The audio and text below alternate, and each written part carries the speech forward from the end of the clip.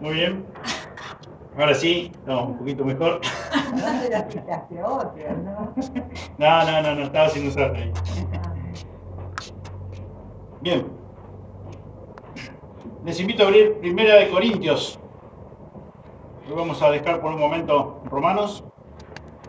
Y justamente para hacer memoria del pasaje que siempre le damos lectura cuando participamos de la Cena del Señor.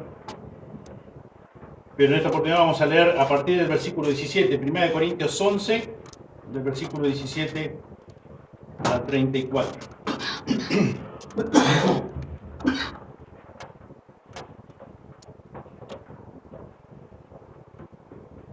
Dice así la palabra de Dios, 1 Corintios 11, 17.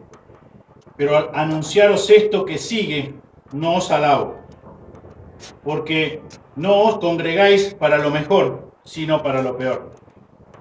Pues en primer lugar, cuando os reunís como iglesia, oigo que hay entre vosotros divisiones, y en parte lo creo, porque es preciso que entre vosotros haya disensiones, para que se hagan manifiestos entre vosotros los que son aprobados. Cuando pues os reunís como vosotros, cuando pues os reunís vosotros, esto no es comer la cena del Señor, porque al comer cada uno se adelanta a tomar su propia cena, y uno tiene hambre y otro se embriaga. Pues que no tenéis casas en que comáis y bebáis, o menospreciáis la iglesia de Dios y avergonzáis a los que no tienen nada. ¿Qué os diré? ¿Os alabaré? En esto no os alabo. Porque yo recibí del Señor lo que también os he enseñado, que el Señor Jesús, la noche que fue entregado, tomó pan, y habiendo dado gracias lo partió y dijo: tomad, comed, esto es mi cuerpo, que por vosotros es partido. Haced esto en memoria de mí. Asimismo tomó también la copa, después de haber cenado, diciendo: esta copa es el nuevo pacto en mi sangre. Haced esto todas las veces que la bebiereis en memoria de mí. Así pues, todas las veces que comiereis este pan y bebiereis esta copa, la muerte del Señor anunciáis hasta que Él venga. De manera que cualquiera que comiere este pan o bebiere esta copa del Señor indignamente será culpado del cuerpo y de la sangre del Señor. Por tanto, pruébese cada uno a sí mismo y coma así del pan y beba de la copa. Porque el que come y bebe indignamente sin discernir el cuerpo del Señor, juicio come y bebe para sí. Por lo cual hay muchos enfermos y debilitados entre vosotros, y muchos duermen. Si pues nos examinásemos a nosotros mismos, no seríamos juzgados. Mas siendo juzgados somos castigados por el Señor, para que no seamos condenados con el mundo. Así que, hermanos míos, cuando os reunís a comer, esperaos unos a otros. Si alguno tuviere hambre, coma en su casa, para que no os reunáis para juicio. Las demás cosas las pondré en orden cuando yo fuere. Amén. Señor, te damos muchísimas gracias por esta hermosa oportunidad que hemos tenido en esta mañana de podernos reunir aquí un grupo de tus hijos, la iglesia local. Señor, gracias por los himnos que pudimos entonar juntos. Gracias, Señor, por la música especial que trajo nuestra hermana Mariela. Gracias, Señor, por la letra de cada himno, de cada canción. Porque nos lleva, Señor, a pensar, a meditar, Señor, en este gran sacrificio que tú hiciste por amor a nosotros. Señor, gracias. Gracias por el perdón.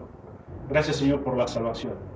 Señor, pero pedimos, como siempre lo hacemos, pedimos a tu Espíritu Santo, Señor, a ti, Señor, para que tu Espíritu Santo nos ilumine, Señor, y podamos comprender el verdadero significado, Señor, de tu palabra, de lo que tú quisiste transmitir con tu escrito que dejaste, Señor, al alcance de nuestras manos, Señor, las Sagradas Escrituras, la Biblia.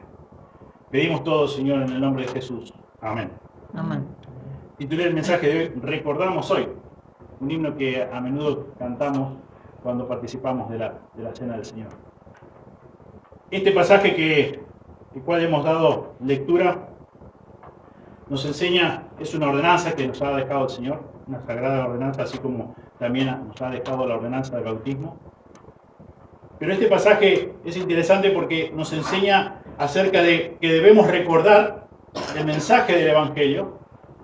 Y eso podemos ir a algo que ya estuvimos estudiando hace 2 domingos atrás, en 1 Corintios 15, versículo 1, dice: además os declaro, hermanos, el Evangelio que os he predicado, el cual también recibisteis, en el cual también perseveráis, por el cual asimismo, si retenéis la palabra que os he predicado, sois salvos, si no creísteis en vano. Porque primeramente os he enseñado lo que asimismo recibí, que Cristo murió por nuestros pecados, conforme a las Escrituras, y que fue sepultado y que resucitó al tercer día, conforme a las Escrituras. Nos lleva a recordar el verdadero significado de lo que los símbolos del pan y de la copa representan. La muerte de nuestro Señor Jesucristo, su sepultura, su resurrección. Pero no solamente nos lleva a recordar eso, sino que también por lo que escribe el apóstol Pablo, como vamos a ver en esta mañana, es que debemos tener unidad dentro del cuerpo. Somos un solo cuerpo. Somos varios miembros, distintos miembros que formamos un cuerpo. Pero obviamente, como dije recién, principalmente nos lleva a recordar, con esto, a través de estos símbolos visibles, el Evangelio que cada uno de nosotros, sus hijos, proclamamos. Que Dios nos insta a hacerlo en su palabra. Esto es el Evangelio, dice Pablo en los versículos que dimos lectura recién. Capítulo 15, del 1 al 4. Esto es el Evangelio. Y esto es lo que recordamos a través de estos símbolos del pan y de la copa, del fruto de la vid. Cada vez que nos reunimos y participamos de la cena del Señor, estamos recordando de una forma tangible, por decirlo de una forma, la muerte, sepultura y resurrección de nuestro Señor Jesucristo. Pero lamentablemente, por lo que vemos aquí en la palabra de Dios, los hermanos en Corinto estaban celebrando la cena del Señor, pero no de una forma correcta.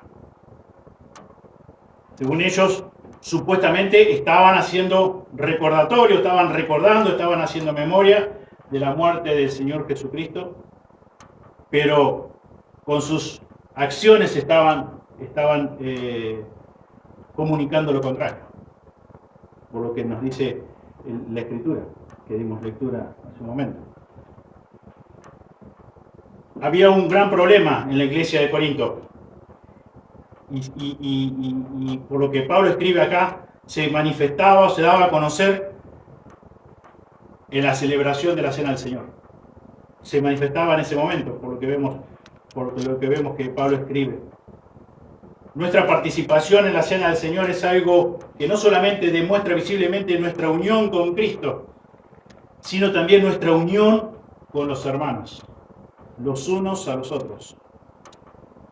Por la relación que cada uno de nosotros individualmente tiene con Cristo, como cabeza, todos los hermanos formamos parte de un mismo cuerpo. Todos. No importa si tenemos mucha afinidad o no tenemos mucha afinidad. Es un hermano. Es alguien por el quien pagó Cristo. Es por alguien que entregó, derramó su sangre, pagó el gran precio. Así como lo pagó por vos, lo pagó por tu hermano. Por tus hermanos. Nosotros nos necesitamos, dice la Escritura. Necesitamos del otro hermano, necesitamos del don o de los dones que tiene el otro hermano.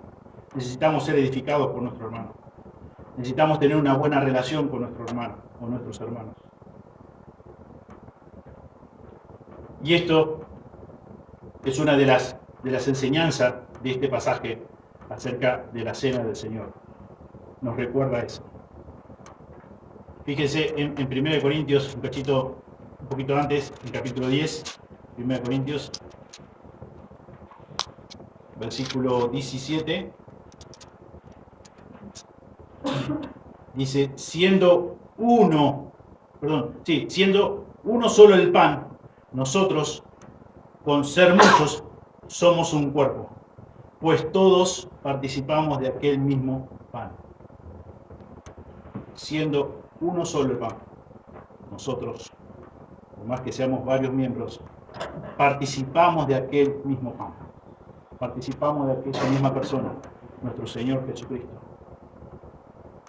La cena del Señor no solo nos recuerda nuestra unión con nuestro Señor Jesucristo, por su gracia, por su misericordia, por lo que nos enseña la Escritura, por lo que ya sabemos, sino también nos recuerda la unión que tenemos unos con otros, los unos con los otros. Sin embargo, en la iglesia en Corinto, la cena del Señor no estaba contribuyendo a la unidad de la iglesia, sino poniendo más bien en evidencia o manifestando la profunda división que había entre ellos. Según el versículo 17 y 18 que leímos de 1 Corintios 11, dice: pero al anunciaros esto que sigue no os alabo, porque no os congregáis para lo mejor, sino para lo peor. Pues en primer lugar, cuando os reunís como iglesia, oigo que hay entre vosotros divisiones, y en parte lo creo, dice Pablo. Es interesante ver aquí que dice en el versículo 18, cuando os reunís como iglesia. Y hoy nosotros estamos reunidos como iglesia. Y hoy nosotros, Dios mediante, dentro de unos minutos, vamos a participar de los símbolos que representan la muerte, sepultura y resurrección de nuestro Señor Jesucristo. Hoy estamos reunidos como iglesia. Cuando os reunís, dice Pablo, cuando os reunís como iglesia. Importante expresión. Pero te hago una pregunta.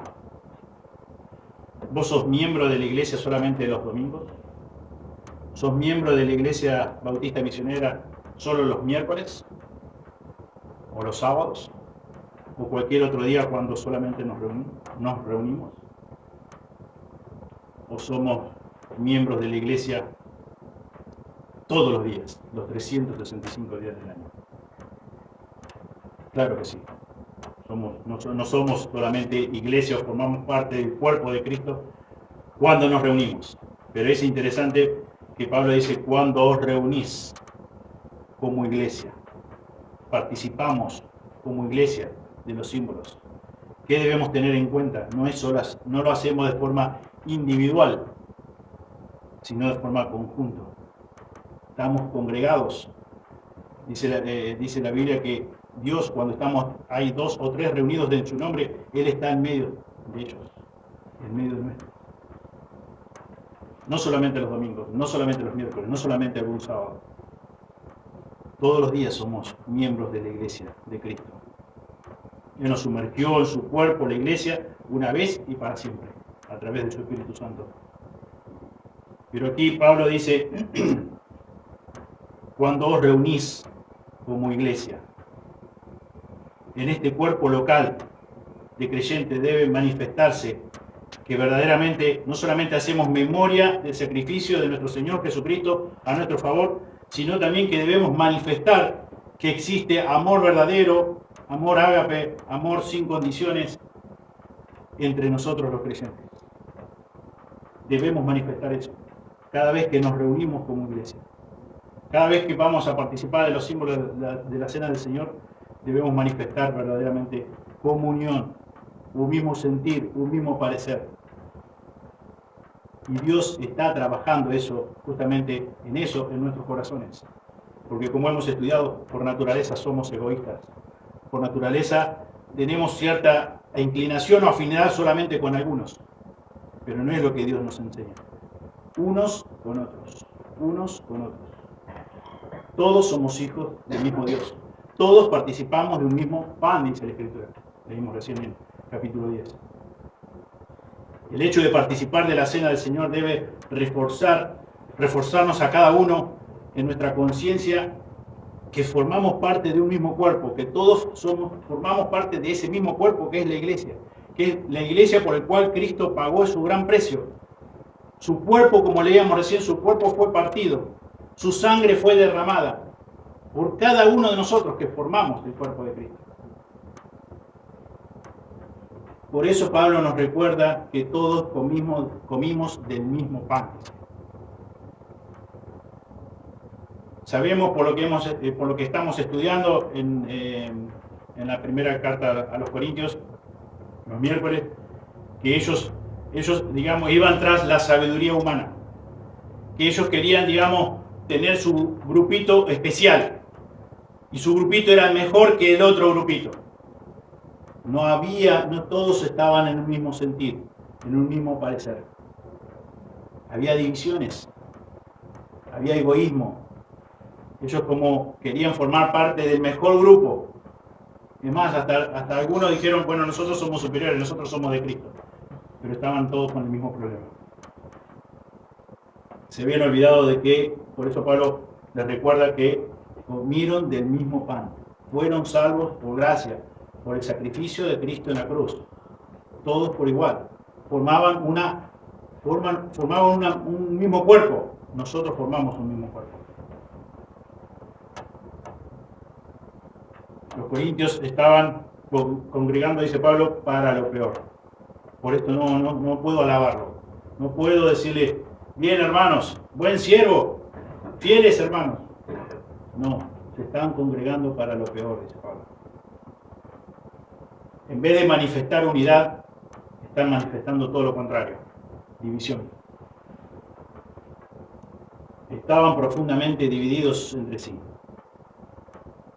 Ya no era solamente que, bueno, que no pensaban o no compartían lo mismo, que no se sentían cómodos estando el uno con el otro. Ya estaba marcada la división. Estaban profundamente divididos. Y eso se manifestó, y eso se reveló.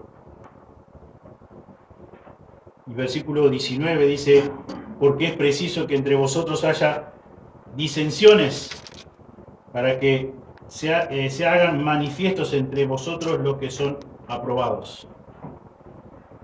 Cuando pues os reunís vosotros, dice, esto no es comer la cena del Señor.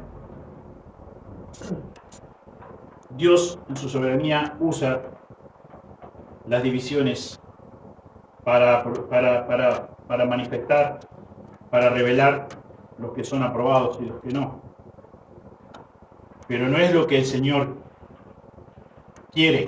Él usa, pero no es lo que desea. Fíjense que dice cuál es el deseo del Señor para su cuerpo, para su iglesia, en Juan 17. Para sus discípulos, para sus seguidores. Juan 17.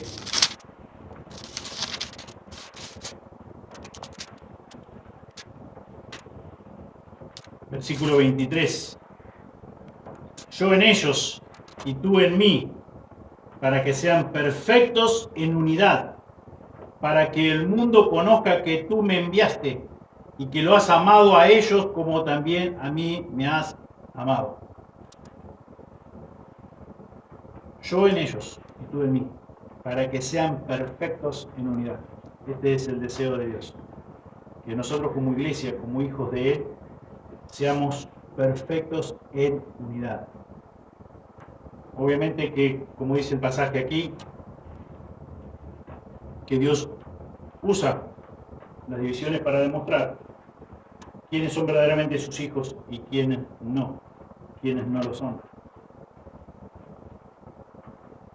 Van a venir, lamentablemente, divisiones, mayormente con falsos hermanos dentro de la iglesia. Si vemos en la Escritura, dentro de los colaboradores del apóstol Pablo estuvo Demas, dentro del grupo de los 12 estuvo Judas. Las divisiones Dios las toma para revelar, las encamina para revelar quiénes verdaderamente son sus hijos y quiénes no. Las divisiones pueden provocar un bien porque Dios lo encamina para bien. Dios revela, usa las divisiones para revelar, para manifestar los que son aprobados y los que no. Pero aún así no debemos ser tolerantes con las divisiones. Debemos velar para que no haya divisiones dentro de la iglesia. Debemos velar de forma individual, personal, pero en conjunto también. Todos juntos debemos procurar tener perfecta unidad, como dijo Jesús. Ese es el sentir, ese es el propósito de Dios, que realmente nos amemos unos a otros, como Dios nos ha amado a cada uno de nosotros. En versículo 20 al 22 dice: cuando pues os reunís vosotros, esto no es comer la cena del Señor, porque al comer cada uno se adelanta a tomar su propia cena, y uno tiene hambre y otro se embriaga. Pues que, ¿no tenéis casas en que comáis y bebáis? ¿O menospreciáis la iglesia de Dios y avergoncéis a los que no tienen nada? ¿Qué os diré? Os alabaré. En esto no os alabo.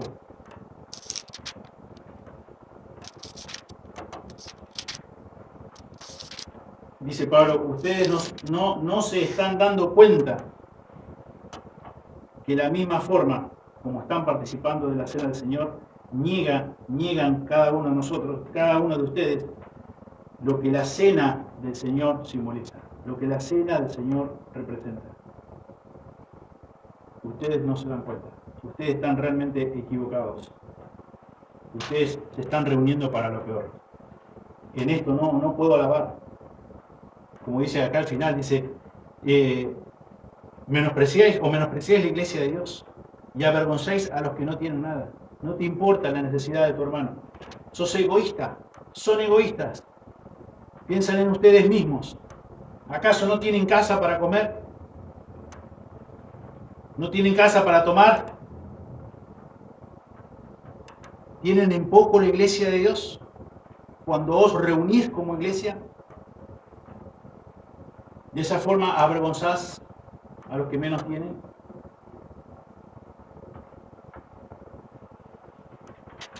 Creyendo que están haciendo lo correcto, están cometiendo un grave error, dice Pablo. ¿Qué clase de iglesia es esta? ¿Qué clase de iglesia es esta? Haciendo algo que contradice totalmente lo que Dios instituyó. Haciendo esto, participando de esta manera, dice Pablo, están profanando una ordenanza totalmente sagrada, que es participar de los símbolos de la copa, del pan, que representa su cuerpo, que representa su sangre derramada por nosotros. ¿Qué clase de iglesia es esta? Creemos que estamos participando dignamente, como va a decir más adelante Pablo, pero estamos profanando una ordenanza sagrada dada por Dios.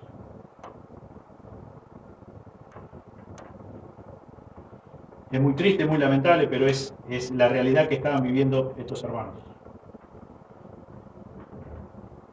No tenían una actitud humilde como la que tuvo Cristo. Estaban pensando en ellos mismos. Ellos eran el centro de todo. No importaba si el hermano que estaba cerca o estaba un poquito más allá tenía algo para comer o no. Pero ellos se jactaban de que estaban participando, comiendo la cena del Señor. Y Pablo dice: no. Lamentablemente yo no puedo alabar en esto. Ustedes creen que están reunidos, congregados, como dice el versículo 17, para lo mejor, pero en realidad están reunidos, congregados para lo peor. No se dan cuenta de eso. No aman a su hermano. Como más adelante, como dice en la carta de Primera de Juan. A quien han visto, a quien tienen a su lado, no le importa si tiene hambre, si tiene para qué compartir o no tiene que compartir. Están pensando en ustedes mismos, egoístas, orgullosos. Creen que están participando de la cena del Señor dignamente, pero no. Lo están haciendo indignamente. Se olvidaron de que todos participamos de un solo pan. Una sola persona fue partida, su cuerpo fue partido, y esa persona fue nuestro Señor Jesucristo. Fíjense que dice ahí versículo 23, dice: porque yo recibí del Señor lo que también os he enseñado. El Señor Jesús, la noche que fue entregado, tomó pan, y habiendo dado gracias lo partió y dijo: tomad, comed, esto es mi cuerpo que por vosotros es partido. Haced esto en memoria de mí. Pablo le está diciendo: lo que ustedes están haciendo es muy lamentable, es muy grave. porque están teniendo en poco lo que Jesús hizo por cada uno de nosotros. Como dice el versículo 23, porque yo recibí del Señor lo que también os he enseñado. El Señor Jesús, la noche que fue entregado, tomó pan y habiendo dado gracias, lo partió y dijo, tomad, comed, esto es mi cuerpo que por vosotros es partido. Haced esto en memoria de mí. El versículo 25 dice, asimismo tomó también la copa, después de haber cenado, diciendo, esta copa es el nuevo pacto en mi sangre. Haced esto todas las veces que la bebiereis en memoria de mí. En memoria de mí. Es mi cuerpo, es mi sangre. Pablo nos recuerda que la cena del Señor fue instituida por Cristo mismo en un momento crucial de su ministerio. ¿Cuándo? Dice el pasaje. La noche que fue entregado. La noche que fue entregado, tomó pan. En ese momento, cuando uno de los 12 lo estaba traicionando, en ese momento instituyó su cena, a la cual debemos hacer memoria de nosotros cada día. Cada vez que nos reunimos como iglesia, participamos de los símbolos. Pero cada día debemos recordar, como dijimos al comienzo, la esencia del Evangelio. Muerte de Cristo, sepultura y resurrección, conforme a la Escritura, dice el pasaje. Qué momento tan crucial para nuestro Señor Jesucristo. Esa misma noche que estaba siendo traicionado, Él instituyó la cena para que hagamos memoria, para que recordemos el gran precio que Él pagó por amor a vos y por amor a mí. El precio de nuestros pecados tuvo que saldar. Esa noche, la noche que fue entregado, el Señor Jesús, la noche que fue entregado, tomó pan. Y habiendo dado gracias, lo partió y dijo, tomad, comed, esto es mi cuerpo que por vosotros es partido. Haced esto en memoria de mí. Uno de los 12 estaba traicionando a su maestro, al Mesías, al Salvador. ¿Cuál es la esencia de esta celebración? Todo apunta, por lo que leemos, versículo 24 que leímos, versículo 25, apunta todo a nuestro Señor Jesucristo. Esa es la esencia de la celebración de la cena del Señor, de la cena que instituyó Cristo mismo. Una y otra vez dice, haced esto en memoria de mí. Recordemos hoy. Recordemos hoy. Cada día recordemos esta verdad absoluta. Luego el versículo 25 también dice al final, dice, haced esto todas las veces que la bebiereis, ¿en qué? En memoria de mí. Haced esto en memoria de mí. Por naturaleza somos muy fáciles, muy rápidos para olvidar. Y tristemente por nuestra naturaleza, por la rutina de cada día, corremos el gran peligro de olvidarnos de lo más importante, del Evangelio, de la muerte de nuestro Señor Jesucristo. No tenemos todo el tiempo bien presente, no todo el tiempo somos lo suficientemente conscientes de lo que Cristo pagó por nuestros pecados. No se trata solamente de recordar algo que Cristo hizo, no se trata de eso. Nosotros nos reunimos y participamos para recordarlo a Él, para recordar su persona, para recordar su sacrificio, su gran precio que pagó, el gran precio que pagó por nuestra salvación, para que vos y yo pudiéramos tener vida abundante y vida eterna. Esa es la razón por la cual debemos hacer memoria. Esa es la razón por la cual debemos recordarlo, a Él, a nuestro Señor Jesucristo. Hacer memoria de la persona de nuestro Señor Jesucristo, del sacrificio que hizo a nuestro favor. Él fue nuestro sustituto. Él fue el único que satisfizo la ira justa de Dios Él fue el único que anuló el acta que era contraria a cada uno de nosotros. Debemos participar haciendo memoria, recordando su eterno amor, su infinito amor por nosotros, como hemos estudiado en Romanos 5:8.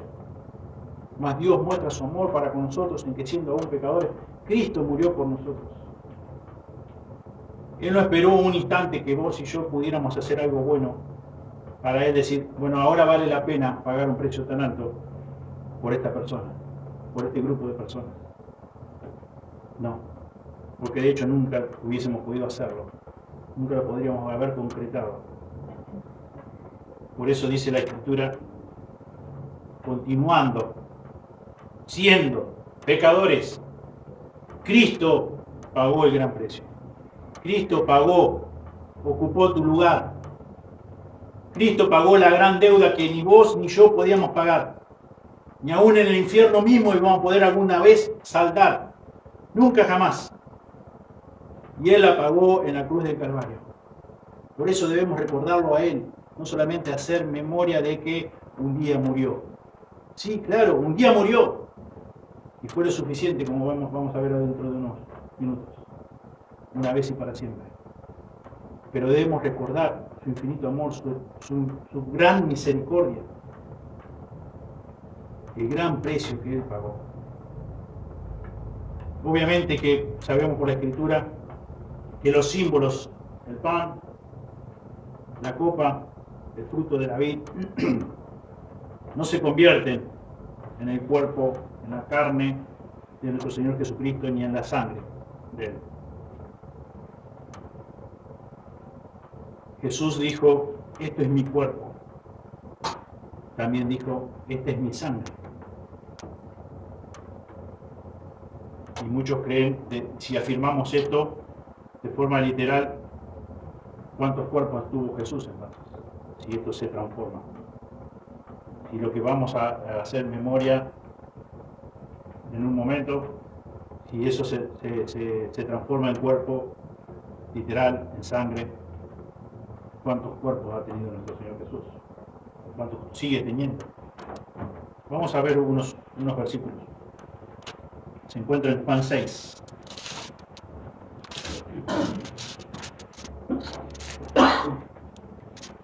Juan 6, 48. Jesús dijo, yo soy el pan de vida. Vuestros padres comieron el maná en el desierto y murieron.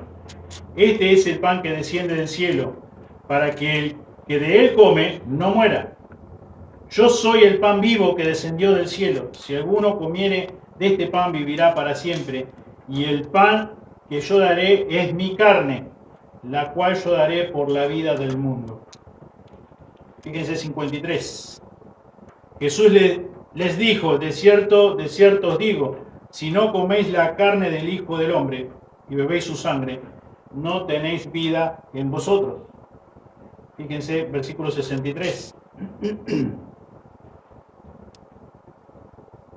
El Espíritu es el que da vida, la carne para nada aprovecha. Las palabras que yo os he hablado son espíritu y son vida. Versículo 35, el mismo capítulo 6. Dice, Jesús les dijo, yo soy el pan de vida, el que a mí viene nunca tendrá hambre, y el que en mí cree no tendrá sed jamás. Versículo 40. Y esta es la voluntad del que me ha enviado, que todo aquel que ve al Hijo y cree en Él, tenga vida eterna, y yo le resucitaré en el día postrero. Y versículo 47. De cierto os digo, el que cree en mí, tiene vida eterna. Claramente está que no es algo literal. Es algo como dice Jesús, la respuesta podemos ver claramente en versículo 63. El Espíritu es el que da vida. Y la carne para nada aprovecha. Las palabras que yo os he hablado son espíritu y son vida.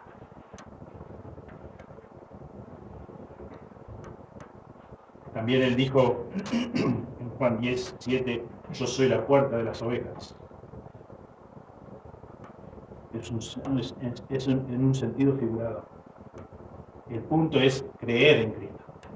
Como ves, tras vez lo leímos recién. Creer en Cristo. El Espíritu da vida.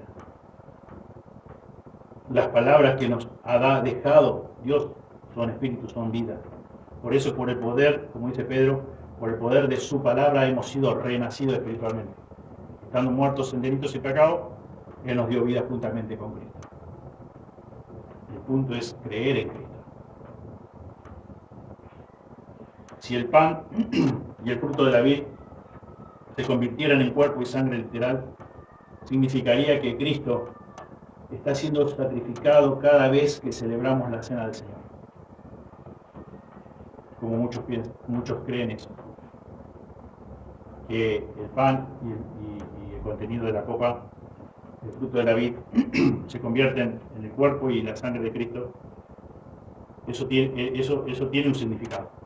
El significado sería que Cristo está siendo sacrificado cada vez que participas de esos símbolos. Pero eso sería totalmente contrario a lo que la verdad absoluta de la palabra de Dios nos enseña. Fíjense ahí en Hebreos 10.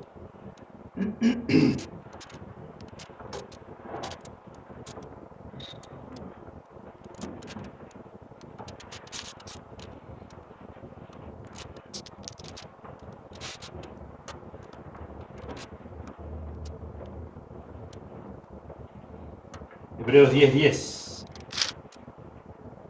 En esa voluntad somos santificados mediante la ofrenda del cuerpo de Jesucristo hecha una vez para siempre. Y ciertamente todo sacerdote está día tras día ministrando y ofreciendo muchas veces los mismos sacrificios que nunca pueden quitar los pecados. Pero Cristo, habiendo ofrecido una vez para siempre un solo sacrificio por los pecados, se ha sentado a la diestra de Dios. De ahí en adelante esperando hasta que sus enemigos sean puestos por estrado de sus pies. Porque con una sola ofrenda hizo perfectos para siempre a los santificados. Amén. Una vez para siempre. Una vez fue sacrificado, una vez murió, una vez fue sepultado, una vez resucitó. Lo suficiente. El Evangelio, la esencia misma del Evangelio. Le dimos lectura al comienzo. Es lo que Él hizo.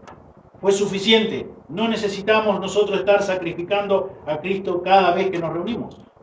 Es un símbolo. Es el sentido figurado que comemos, participamos de su cuerpo, comemos su carne, tomamos de su sangre. Es el sentido figurado. Pero Dios sí nos pide que hagamos memoria, que recordemos el sacrificio, el gran precio que Él pagó por todos mis pecados, como hemos dado lectura. Por todos nuestros pecados. Decía acá versículo 12, pero Cristo, habiendo ofrecido una vez para siempre un solo sacrificio por los pecados. Una vez para siempre un solo sacrificio. Suficiente.